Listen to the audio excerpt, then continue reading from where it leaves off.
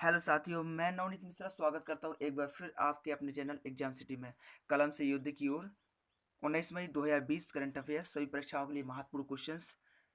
ठीक है, तो आज की सीरीज का पहला क्वेश्चन देखते हैं। सभी को गुड मॉर्निंग, सुप्रभात, नमस्कार। आज की सीरीज का पहला क्वेश्चन देखते हैं। हाल ही में बेंजामिन नेतन्याहू पांचवी बार किस देश के प्रधानमंत्री बने हैं?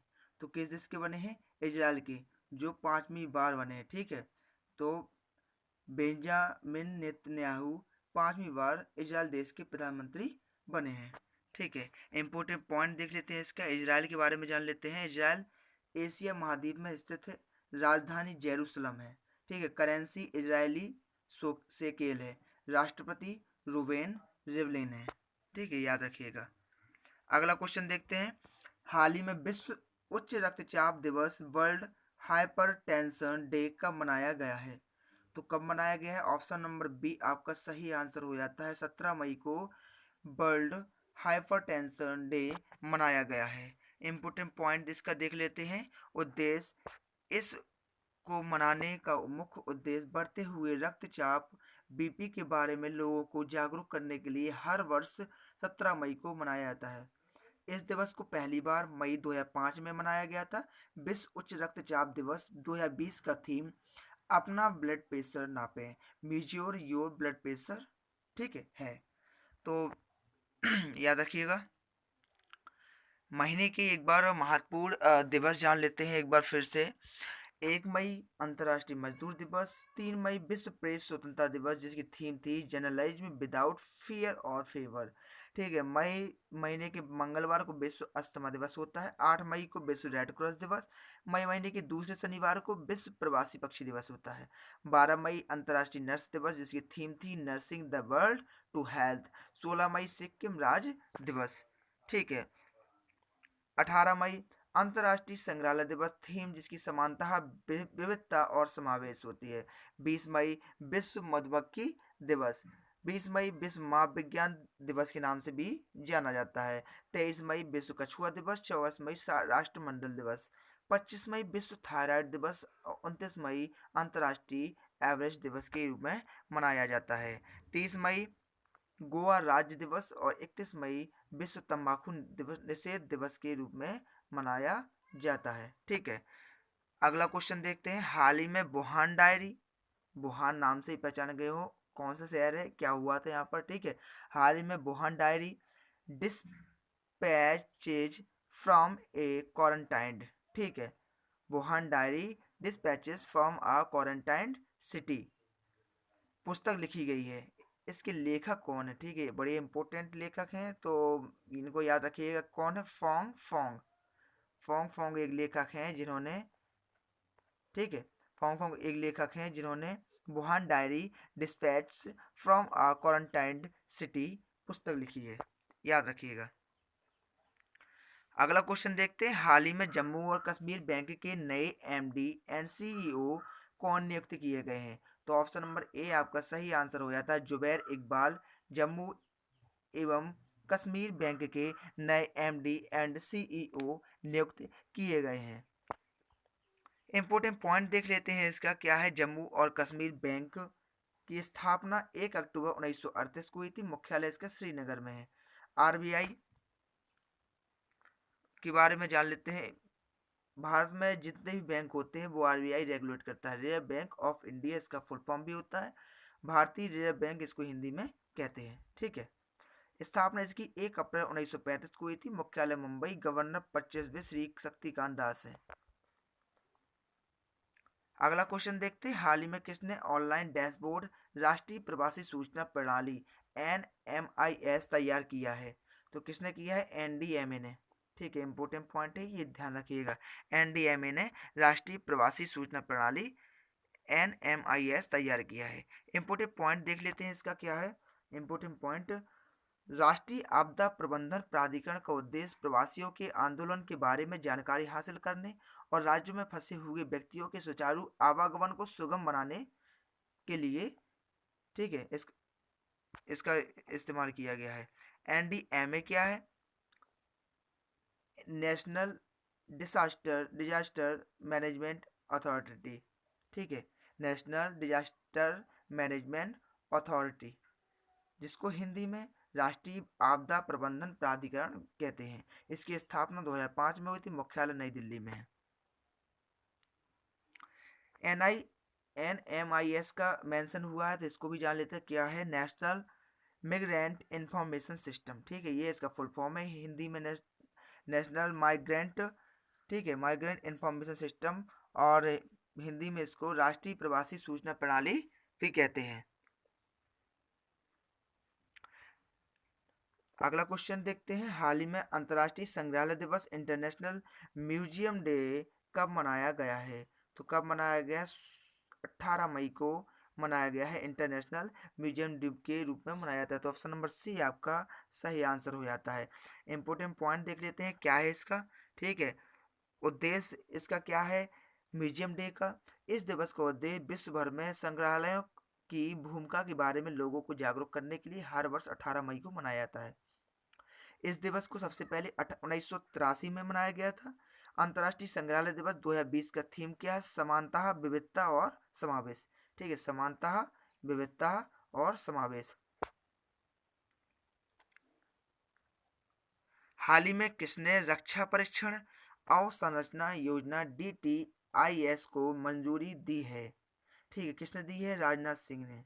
ऑप्शन नंबर ए आपका सही आंसर हो जाता है। राजनाथ सिंह ने रक्षा परीक्षण अवसंरचना योजना DTIS को मंजूरी दी है। इंपोर्टेंट पॉइंट जान लेते हैं।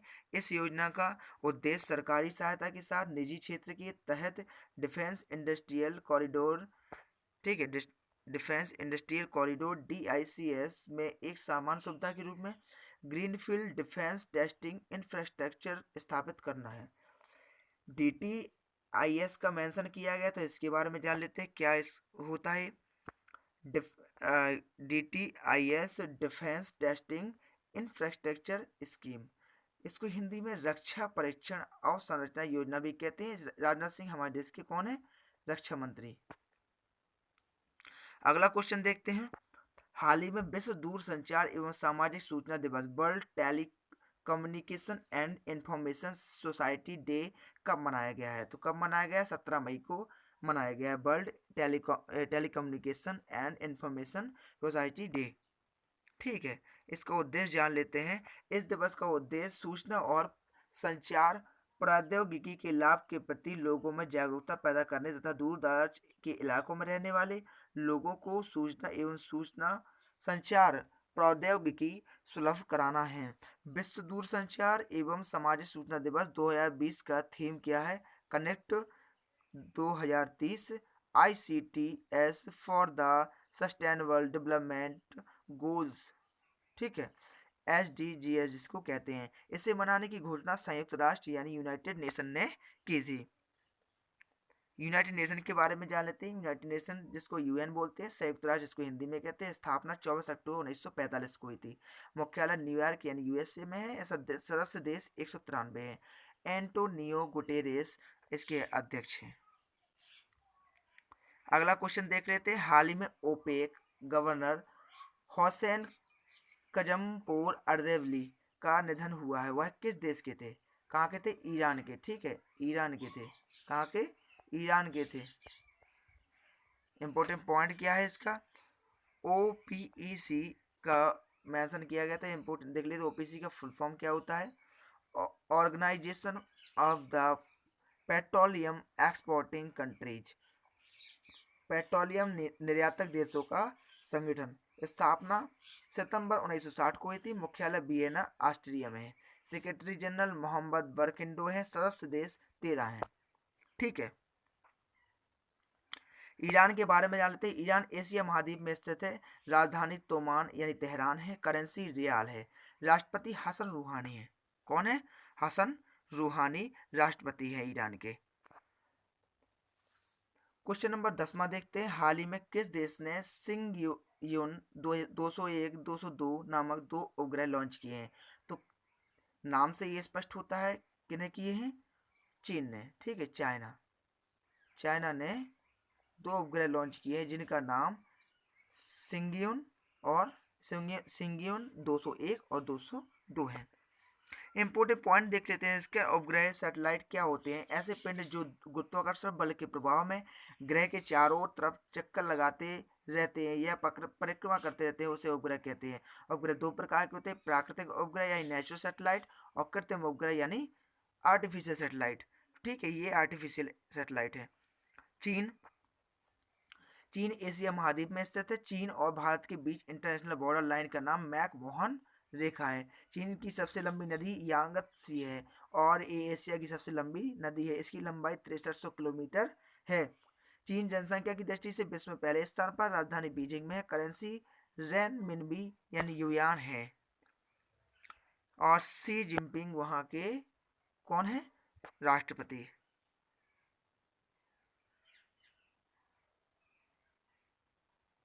सॉरी, प्रधानमंत्री। हाल ही में किसने तकनीकी प्लेटफॉर्म तैयार करने के लिए फिनटेक स्टार्टअप डॉट पे के साथ समझौता किया है? किसने किया है? NRAI ने।